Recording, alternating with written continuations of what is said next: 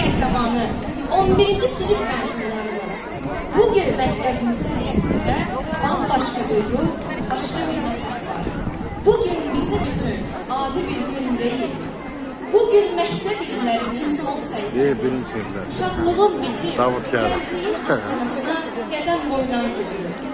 Hər birimizin qəlbində bugün qarşıq duyğular başqalır, sevinirik.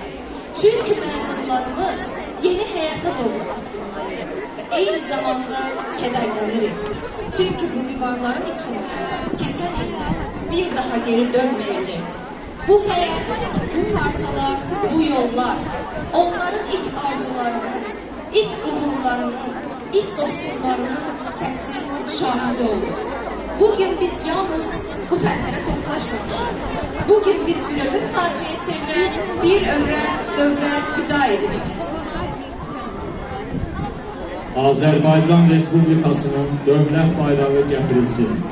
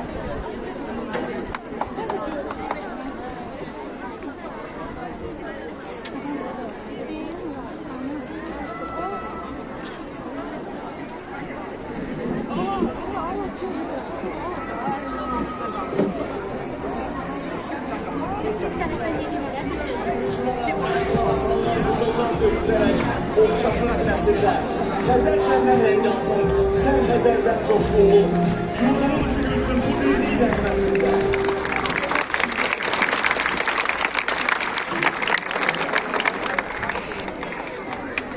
Baxarsın, imanat dersin. Yok bakıram o bu uşağa.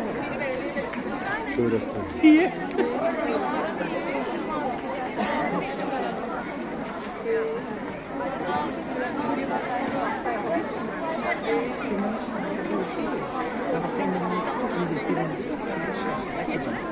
Thank you.